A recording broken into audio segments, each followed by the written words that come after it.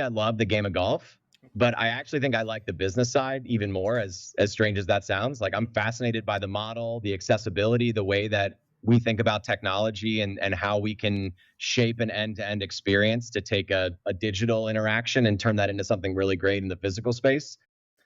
Hey, everybody, and welcome back to Behind the Franchise. I am your host, Paul Elinger. And as always, we get the opportunity to meet one of the great minds behind an up and coming brand in franchising. And today for us, that's Ethan Grob. Ethan, welcome to the show, my friend. Thank you for having me. Really appreciate it. So Ethan's the co-founder CEO of Another Nine. If you want to, before we kind of get into the thick of it, tell the audience a bit about your background, and honestly a bit about Another Nine, because it may be the first time people are hearing about it as you guys are kind of just getting off the ground here. Yeah, it probably is. Well, it's great to meet everybody.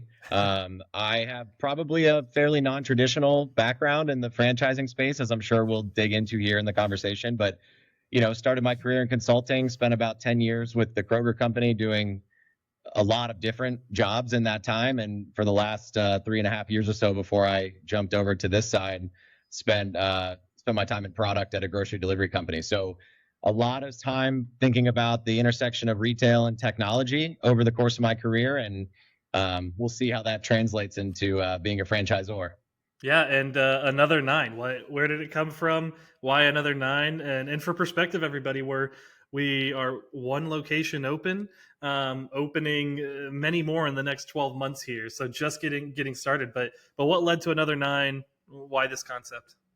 Yeah, it's the early innings, or the early stages of a round, if you will. But Another Nine is a 24/7 fully self-service indoor golf simulator facility. We really lean into an elevated interior experience with all private simulator suites. So there's no staff on site. You book online for as little as an hour. You don't have to be a member to come play with us. You'll get an access code texted to you prior to your reservation that gets you in the door and into your private suite. And then, whatever you want to do in there is that's up to you. Play Hopefully golf. golf. Yeah. That's awesome. Okay, so thank you for that. And jumping into it a little bit, I think one of the things that's always intrigued me about you is you have a tech background, right? Like you are a tech guy through and through. And I think a lot of people get into franchising because they like do a thing, right? Like they're like a mechanic, or they've done home services, or they do business services, and then they're just like, let's repeat this business model. You come at this from a different mindset, right? Like you see a market opportunity, you can build product. How is that impacting what you're doing already as you've come to build Another Nine? Yeah, I think I've thought about this a lot, and trying to draw every kind of role that I've had. I've tried to draw some sort of through line in between the experience that happens to be like the lowest common denominator. And I think, you know, it's obviously I love the game of golf, but I actually think I like the business side even more, as strange as that sounds. Like I'm fascinated by the model, the accessibility, the way that we think about technology and how we can shape an end-to-end experience to take a digital interaction and turn that into something really great in the physical space.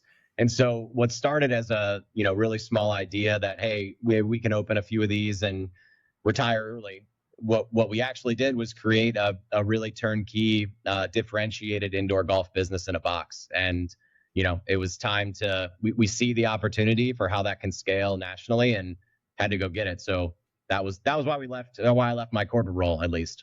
Yeah. Yeah, I've done it before. For everybody listening, it is fantastic. Like it is just like seamless, which is really nice. Just showed up, put the code in, I'm in the simulator, we're playing in a minute, right? And so it's really obvious how you thought the user experience through on like the customer side. How are you applying that same logic and thoughtfulness to the franchisee side, right? In terms of building a really easy to use business model, but systems around that business. Yeah, so I think we really empathize with that situation. It's exactly our story, right? So the people that we are trying to reach or enable to be business owners across the country, that's exactly who we were, right? We built it so that it was turnkey, so that we can continue to run other full-time jobs. And I don't say I say sometimes that it kind of happened by accident. It wasn't accident. It was very intentional. But because of the way that we intentionally designed the whole experience, we created that enablement for not just us, but for everybody else. And so we almost made it so turnkey for us that we could sell the turnkey nature of it to other people. Yeah, and I think it's like just the beginning, honestly. Like I'm curious, um, when you're thinking about the future of another nine, how are you thinking about it like a product roadmap? Like, are you taking it? Do you guys have a Gantt chart of like what you're building out? Taken from your roots and bringing it over here? Yeah, like I think as a product person, the mindset the mindset is kind of inescapable, right? I Yeah. think it's really about what problem are you trying to solve, what the outcome is that you're trying to drive, and trying to find the most efficient or creative or intuitive means to get there. Mm, And I think a lot of what I've experienced thus far in the franchising space is very very ops heavy. It's very process driven, mm, which is which is super important. However, I think you can design operations or you can design a process like a product as well. And so when we talk about what that means for our guests, it's not just the product of golfing in a private simulator mm. suite. That's kind of the activity that you're doing, but the product actually is the entire experience. It's in the consideration phase when I'm thinking about, hey, I might want to play golf. How can I get a time? Through, hey, I'm running up to my time. I hope that I know how to get in and get set up. And is it easy? Is it intuitive? I've never done it before. To reflecting on the experience after the fact and thinking, wow, that was really great. I definitely want to come back. I want to play another nine. And so I think we take that exact same approach with a prospective franchisee.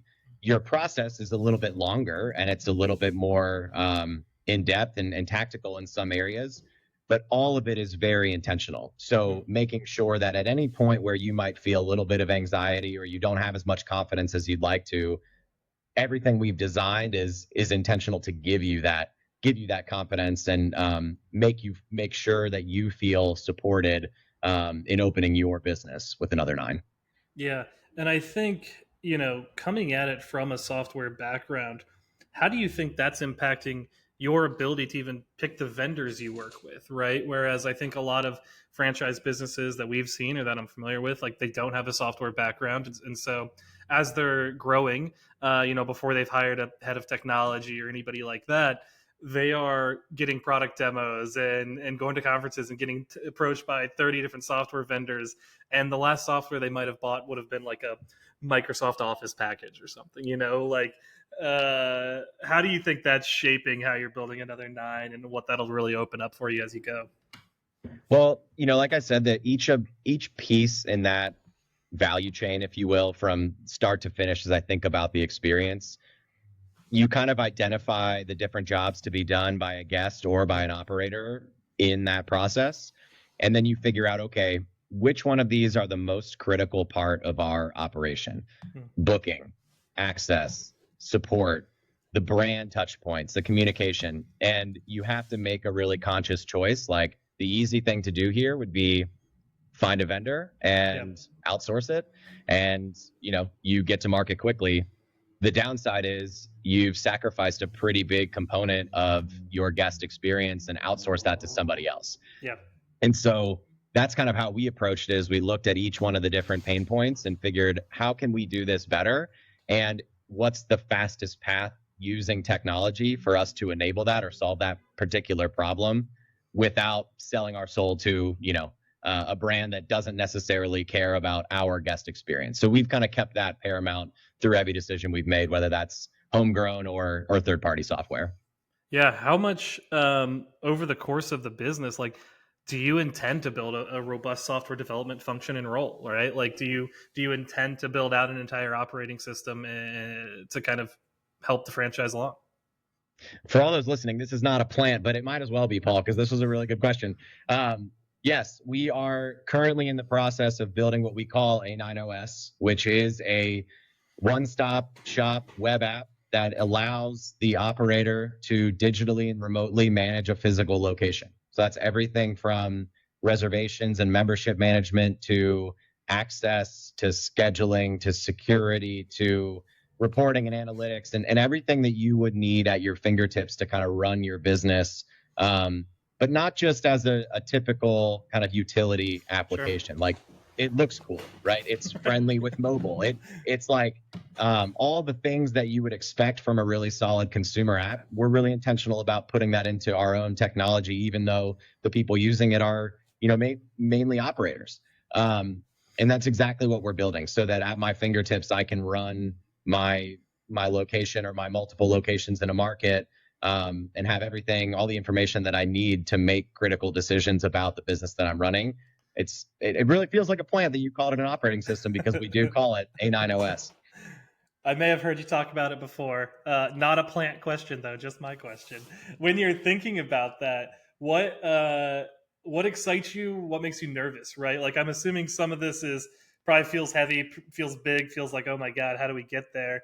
But then I'm also assuming you're seeing some positive externalities that'll come out building this OS, right? So maybe give me both sides of how you're viewing the future on that thing. Yeah, this is there's the full range of emotions that you would experience as a startup founder, right? You're Yep. very much in that space as well. So you have that side of the spectrum that you're dealing with, and then you also have the kind of pivot away from a corporate environment where you have far more resources, far more time, Yeah. far more dollars, and so you have to be.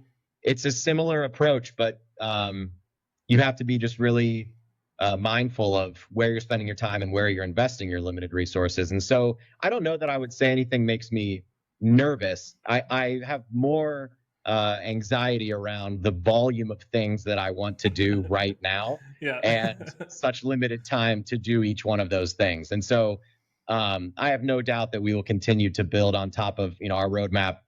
It gets longer by the day, just because of the ideas that we have to make it better, even before it's out in the wild. And so I expect that will continue. The biggest challenge is just prioritization and making sure we're solving the most critical problems first. Yeah, that's always the hardest thing. The ideas are easy. Picking the right one to execute on and doing it the right way is really hard. Exactly. What's the give me the most outlandish thing you and Brett have been brainstorming? What's like, everything goes right and we can go down this cool, weird, freaking path. What is it? What's the weird feature out there? So one really interesting idea that we've thought of is, for those who don't know, we each one of our suites are private. So you have four walls, you have a ceiling, you have a door with a smart lock on it. So you do have your own kind of space. We had this idea: what if one of these suites is purely for content creation, Mm. different cameras at different angles? And then we were like, well, if we've got all this footage that we could allow either guests to record themselves, or we can use it ourselves for our own social content, why not plug in an AI golf trainer? And then you have an instructor that is an AI agent that is sitting there helping you improve, or not virtually sitting there Yeah. helping you improve your swing and your form without ever talking to a human. I suppose that's a pretty outlandish idea, but you I never know. mean, we could take it the next step. Do you remember the Tupac Shakur video from Coachella? All I'm saying is get Tiger Woods, projected in front of me, and we're good to go. Yeah, I'll see how investors react to wanting to deploy capital against that. I think it's fair. I think it's legitimate. That's really interesting. So one thing I'm curious about is I think you've got this obvious skill set that's really beneficiary to building this OS, right? To building the consumer experience. But then there is the physical. Like at the end of the day, people are showing up. People are touching and feeling everything. How do you how do you work to balance that, right? Like I'm assuming it is kind of two tracks of a brain. Like how do you try to keep that in continuous consideration as you're focused on building this really fantastic, user software experience? Yeah, I mean, I think the digital experience can only take you so far. It's designed to elevate the overall experience, or make it easier, simpler to get to a really positive physical experience. But Yeah. everything can fall short when it comes to execution. If you don't execute well, anything physical it's not going to work. And Mm. so, we're really focused on, I guess, out executing Yeah. everybody else, right? You need to have a space that is all. We don't have any staff on site, so it's not like we have someone to babysit the facility. The Sure. technology is designed to make the operation really simple, but things go wrong in any physical environment. It needs to be cleaned. It needs to be serviced. It needs to be upgraded. And so I think we invest a lot there, more than we probably even needed to early on, in making sure that, when you're hitting 500,000 golf balls into a screen, it's going to wear down over time. Like the cheap thing to do would be, the screen's fine. It can make it another few months. Yeah. The right thing to do for the guest experience we want to create is replace it, even though it's expensive, right? Or when you're swinging, there's wear and tear on a mat, right? You're going to create a little bit of a groove with your club over time. And that's such a bad experience when you go to when you're hitting off a mat that you set the ball and it just rolls into the center. And it hurts your wrists and your elbows. It's just not great all around. And so those are little examples, but those add up, right? Yeah. Little touches make for a big experience. We've got coat racks, and we've got bag holders underneath our countertops, and we've got a bag storage location, so it's convenient and out of the way. Again, you're like, okay, who cares? You got a coat rack. But I've been to places where there isn't one. Yeah. And you think, like, great, where do I hang up my coat when I'm coming here to play golf inside during the winter? Right. It's little things like that. I think all of those little pieces of execution add up to something that's a really strong physical experience. And, I learned a lot of that from my time in grocery retail. Yeah. Kroger are masters of like subtle psychological differentiations within their store environment. It's crazy. It is. And the teams that execute that, think about the hundreds of things they're being asked to do on a daily basis. The key is to keep it simple. Yeah. If you can focus on a really simple experience and do it really, really well, I think that's what we've drawn into our experience. There's a lot of stuff that we could do, would very much overcomplicate it, and likely would result in a subpar experience. Yeah, I think so. Some subtle, like the differences in your brand that I think really resonate to me, right, are kind of this seamless operation, easy to use as a customer. The privacy is also a big one. When you think about the amateur golfer or the nervous golfer or whatever that is, when you think about building the brand of Another Nine, right, and how you're going up against the 5-irons of the world, how are you trying to differentiate the brand so that those value propositions are like really coming through to the end user? So when you think about golf, you're a golfer. I'm a golfer, not a very good one, but a golfer nonetheless. There's a lot of reasons not to play golf. Yeah. Golf is notoriously inconvenient. Expensive, hard, time-consuming. Yeah. All the things, right? And then if you're new to golf, which, by the way, 4 million people played for the first time last year, all of those people, you just bought these clubs or you're renting them because they're super expensive. You go to a course that you probably overpaid to play on. You've got a line of 15 people behind you waiting to tee off on that first tee box. You've barely swung a club all year. You step up to the tee and you shank it right into the woods. And, that's like, I joke a little bit about it, but that's a real, I've experienced that. I'm a decent golfer and I experience it. Yeah. Exactly. And so, it's like the solution there is, how do you eliminate anxiety and give confidence to someone who wants to start a new game that's really awesome to play? It's an amazing game. Yeah. But there's so many like institutional barriers to getting started. Yeah. And we try to just chip away at each of those, one by one. Yeah. How do you view that as affecting like your core demographics that you're approaching?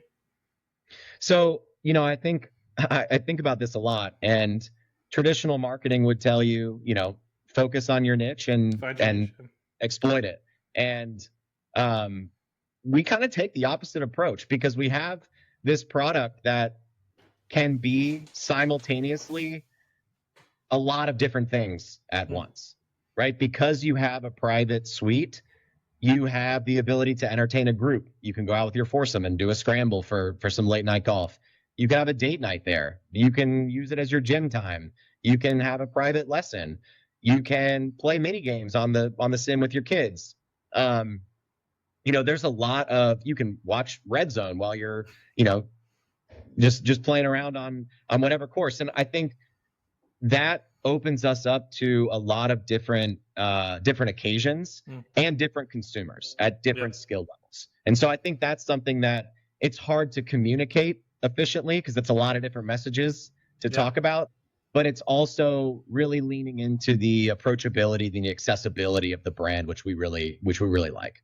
Yeah, I think, I mean, golf has an inclusiveness problem, right? Like it just always has, and from the socioeconomics of it to the skill set requirement. And I think when we first started talking, that was one of the first things I really thought about. Was like my wife was one of those 4 million that's new to golfing last year. She's love you, Lena. You're terrible at golf. You know it. She's bad, and she gets nervous. She doesn't want to go to the range by herself. You know what I mean? And it's like, because she will shank 3 or 4 off of the in between, divider of the stalls. And so I think that's something I think of. We just today we've interviewed a couple different female franchise leaders, and one of the things they talk about is being one with the customer. They are their own customer. For that demographic, for my wife, like, how do you think about getting into that demographic, serving that customer properly when, me, you, and Brett, your co-founder, we're the same millennial guy demographic? Like, obviously we're going to go screw around and play golf, right? How do you put yourself into those shoes of those customers that you necessarily aren't? I think that, that goes back to how we designed the space and the brand. And there was a really intentional choice that we made to not require a membership to come play, for example, or to opt for private suites, which are more expensive and more complex technically to build and enable. And I think that really stems from this belief that there's a lot of there's just a lot of reasons why you may not want to play golf. And so our goal is to eliminate, we used to have a tagline, and I kind of want to bring it back. It's all the best parts of golf on your terms. All the things that you don't like about golf: losing a ball, right? Driving 45 minutes, the experience we just talked about at the first tee, getting rained out, paying $100 for greens fees. Like all of these things are, especially for newer golfers and for women in this example, it's really intimidating and unnecessarily so. There's no reason why we need to say this is like an exclusive game only for this group of people, right? Yeah. Anybody can come play, and anybody can come play here. And that's something that I think will resonate really well with a lot of people across the country, especially the fact that you don't have to be a member to play or to come try it. It's the anti-Augusta. Yeah. Although would love an invite to Augusta. Yeah, don't let this knock either of us getting invited or drawn out of the raffle for Augusta tickets. Absolutely. Love that. When you think about what you've seen so far, right? You've been in operation with kind of your corporate location now, and you're collecting all this super interesting data of like non-traditional golf, right? Like golf is historically, it's on sunny days with 50 degree or above weather between 7 a.m. and 6 p.m. Like, what insights have been most unique to you, most interesting to you, maybe unexpected?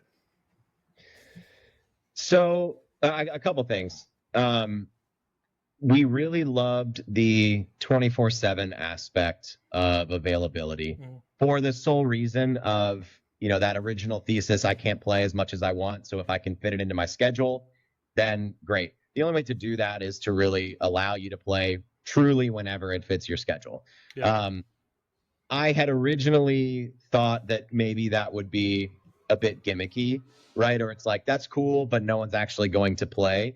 Yeah. And I've been proven very wrong. We have people there all hours of the day, every day of the week. It's honestly wild to see it. As the owner, I am like, I wouldn't do it, but I encourage you to do so. I mean, like, I'm going to be sleeping at 3:00 in the morning, but if you want to go hit balls, you are welcome. You're welcome to do so.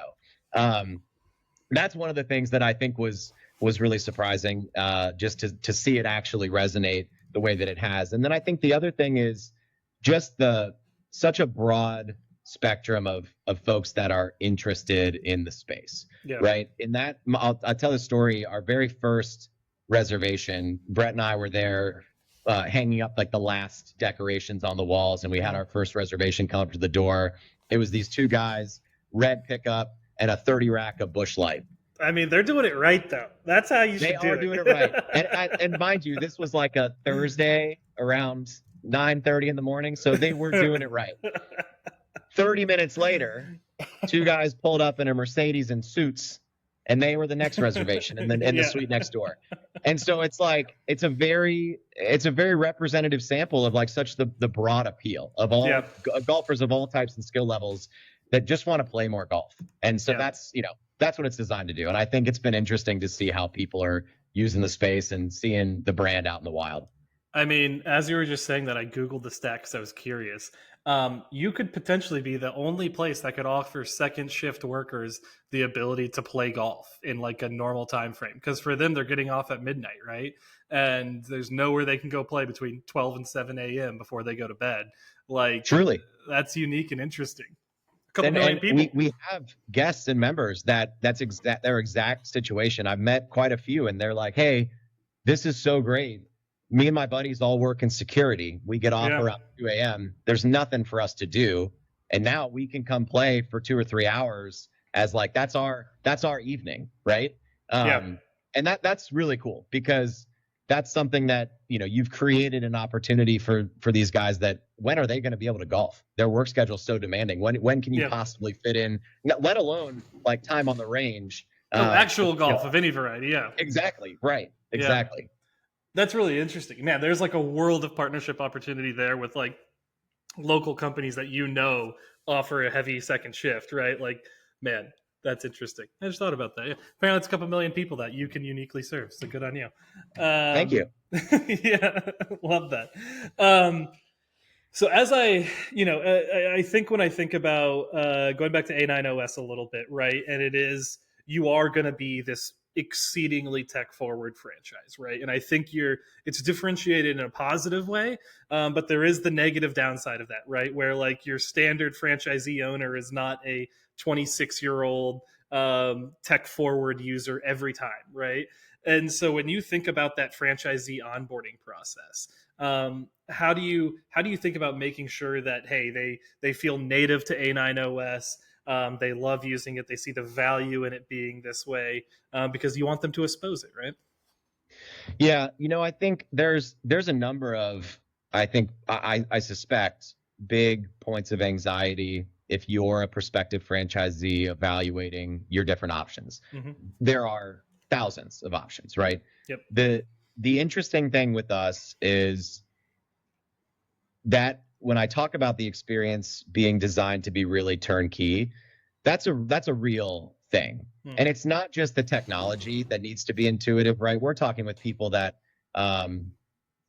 nurses, firefighters, lawyers, CFOs, retail workers. Mm-hmm. They own a fitness concept. Like there's people from all walks of life, and they all have very different degrees of not just technology, efficacy, but like your business savvy. And so we think about each of those things as how can we make this easy to understand for someone who's not as familiar, and to give you the resources to kind of coach you up and get you to a place where you do feel really confident talking about these different topics. With technology in particular, I think what I mentioned at the beginning of having the experience kind of designed like a consumer app, that's much more approachable than, I imagine your first day at a large organization. You're like, here's our ERP, log in and see what you can figure out how to do. Like, no shade being thrown to any, enterprise ERP systems. But I think there's quite a difference in how consumer apps are designed to be really intuitive, and how you might typically view like a utility type of tool. Yeah. And so we try to bridge that gap kind of on purpose. Yeah, no, that makes sense. I guess when I think about it, and I'm sure when you do as well, like the accessibility of it, kind of the small physical footprint, the 24/7 access, it really greatly changes kind of the markets you can enter, right? Like when I think about Topgolf, who's a competitor of yours, right? It's such a massive footprint. They have to be in these large metros. They have to have very large defined areas because they're expecting people to drive 30, 40, 45 minutes to go do Topgolf, right? Do you see that shifting for you, right? Where it can be this smaller unit that maybe it's 50,000 people around it to sustain it. How are you thinking about that as you think to the future of what 200, 300, 500 of another nines across the US look like? Yeah, I think you're exactly right. It is a small footprint, typically anywhere between 2,500, maybe 3,500 square feet on the high end. Um, and because of that, you create a situation where you've driven a lot of convenience in the market for your guests. Most of the customers for another nine live within a 3 to 5 mile radius. We do have more than I expected. Outliers that are 45 to 60 minutes away, Yeah. but for the most part, you're heavily concentrated in that surrounding area, and so I think that opens up the opportunity for prospective franchisees to bring one into their neighborhood, and it can kind of coexist with we've got a Top Golf in Cincinnati. Yep. There's a 5 iron in Cincinnati. There's an X Golf in Cincinnati, and yet we are booked solid all the time, likely because of the experience we've created, but also because there's just a lot of demand for golf. And so I think that you can get pretty creative on the real estate front. The other thing that's really interesting on real estate is we're not another bar or restaurant. We Right. don't have a food and beverage component inside So our you're facilities. non-competitive. Exactly. And if anything, we're complementary. So we've got neighboring businesses that are serving a bunch of different day parts, and everybody benefits in the development because we've Yeah. created another reason to come. And like, well, yeah, I will grab a pizza there, or yes, I will grab some tacos after my round, or I'll bring them into my suite because it's BYOB. Those things I think are really interesting from a community aspect as well, because we're not here competing for your traffic and your business. We're here to hopefully help give you more. Yeah, yeah, to compound it, right? Um, Makes a ton of sense. When I think about this, with it being kind of fully automated, no touch by the human, you can put this into other operating businesses. Is that a model you've explored in terms of it's this supplementary thing that people can attach to a brewery or whatever it may be? Yeah, we have thought quite a bit about I call it a Sims as a service Mm. model, because the core components, if you're a brewery, you could buy a simulator and install it. Do you know how? Do you have the space? Do you want to manage it when something goes wrong? Do you want to handle booking? Do you want to allow people to pay for all these things? Yeah. That's core to what we do from an e-com perspective. So we very easily could enable that type of experience. We actually are. I won't say where. We are testing out this model in Northern Kentucky, and we're excited to see what it looks like in a co-working space. And I think that part of the business does have some legs in the future. Yeah, yeah. I mean, it's definitely unique. And to your point, like the buying a sim is not the hard part, right? It's functionally running a sim for 24 hours Exactly. a day or whatever the heck it is. That's the hard part. And doing it really well. Like Yeah, anybody can buy it. Some people could put it in. Very few can run it really, really well and create like an elevated experience. yeah, yeah. I mean, that's interesting. Is that something like even golf courses or country clubs? Like, that feels like a feasible add-on there, even. Yeah, we see it. We see it quite a bit. Some clubs will install them. I had a story about there was a Cincinnati club that I have a buddy who's a member there, and he was telling me that they did a vote on whether to put in a simulator or install a couple pickleball courts, and everybody opted for pickleball for some reason, and the golfers were not thrilled about that. Yeah, So I think you do see it, but again, when you think about like on a Saturday, in late May, yeah, it's beautiful outside. You've got 4 to 8 people likely on every single hole, all 18 holes, with more people queuing up on the first tee and people just getting off of 18 all day. yeah. And the tee sheet looks super booked. Putting in, one sim at a golf course is barely scratching the surface of the demand that likely exists for that option. Yeah, yeah, well, that's interesting. Beautiful. Wanting to jump to our next section, just quick hitters. Basically, give me your first thought, 10 to 15 seconds after it, if that sounds good with you. Sounds good. I'll do my best. Favorite golf course to play in real life? Okay, this feels like a cop out answer because we already said it, and I'm not trying to suck up to the people that run it. However, I think Augusta is probably the most beautiful course that I've ever seen. You said play. Yeah, as you can tell, I've never played there. Okay, yeah, sure. However, I would certainly welcome the opportunity to do so. Yeah, golf brand you admire that's not another nine. Of course, another nine first. I'm a big fan of Vice. I think in design and form, that brand has a really unique culture. They've kind of gone the non-traditional golf path and leaned into it. And I think they've got some really, really cool products in their lineup. Yeah. Point of advice for a franchise brand that may be less tech enabled that wants to lean more into that direction. I think like a product manager. And by that I mean, what problem are you trying to solve? What outcome are you trying to achieve? It's really easy to lose sight of those things when you're focused on the operations and the process and you're living in the day to day. Those are very critical things, but they can be designed like a product too. So consider it. What is something most people don't know about you? For the owner of a golf business, I don't actually play very much golf. I was I would love to. gonna. I was gonna be. Well, if you had to guess, I'm assuming you don't keep it. But what's your handicap? Oh man, it's not great. I haven't checked recently. I think it's probably 18. There you go, guys. Hear that out here, everyone. You don't need to be a scratch to start a golf business. You know. Yeah. If I had time to be a scratch, I don't think the business You wouldn't would have be a doing golf very well. business. Yeah. Exactly. I love that. Wrapping up, I always like to give the guest the pedestal. Feel free, sell whatever you want. Where can they find you? What should they know about you? We're another nine. Yeah, I mean, I'm excited to be here, and thank you for taking the time, Paul. We've got really big things ahead. We're in the early stages, but we're seeing some really impressive interest across the country. So this year, our focus is on getting our first franchises open. We've got another company-owned location in the works north of Cincinnati, and you'll see us, across the country very soon. We're going to be really aggressive with our national franchise expansion. We have a lot of people that this concept resonates with, both from a franchisee perspective and from a consumer perspective, and we're excited to bring that to markets all over the country. So, of course, if you're local, come check us out. We're just off Columbia Parkway. If you're interested in franchise opportunities, visit our website. Hit me at ethan@another9.com.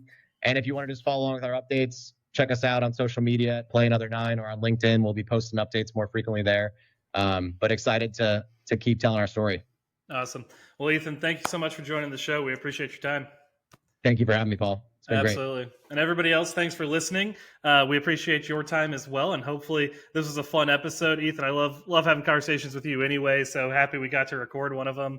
And love the angle you're bringing. I think it's super unique to just have such a tech background and bringing it into the space. So I'm excited to see what Another Nine does. And everyone else, another episode of Behind the Franchise. So thank you for listening. Talk to you later.